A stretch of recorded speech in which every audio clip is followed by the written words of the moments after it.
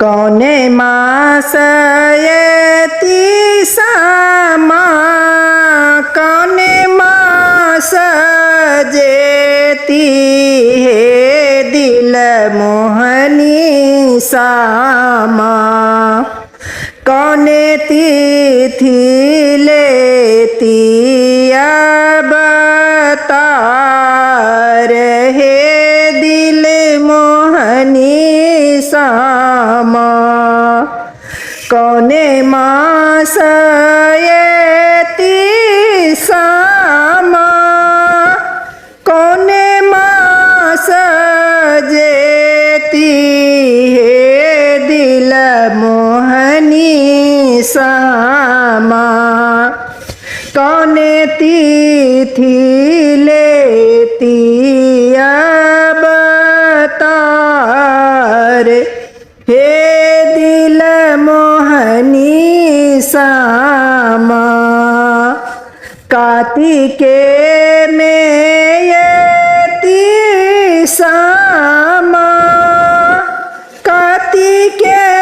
में जती हे दिल मोहनी सामा कार्तिके में यति सामा कार्तिके में जती हे दिल मोहनी सामा पंचमी तिथि ले लिया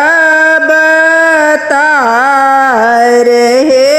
दिल मोहनी सामा पंचमी तिथि ले लिया अवतार हे दिल मोहनी सामा कौने बहिना डाला सजेती कौने बहिनो डाला लय सखी संग खेला जेती कौने बहिनो डाला सजेती कौने बहिनो डाला लय सखी संगे खेला जेती हे दिल मोहनी सामा कौने भैया लौता सामा की नहे दिल मोहनी सामा कौने भैया लौता सामा की नहे दिल मोहनी सामा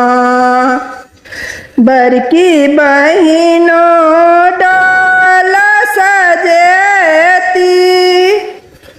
छोटकी बहिनों डाला लय सखी संग खेला जेती हे दिल मोहनी सामा बड़की बहिनों डाला सजेती छोटकी बहिनों डाला लय सखी संग खेला जेती हे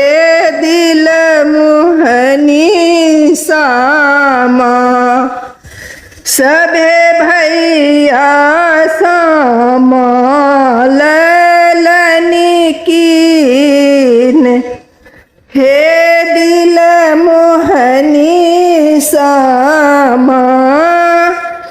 सभे भैया सामा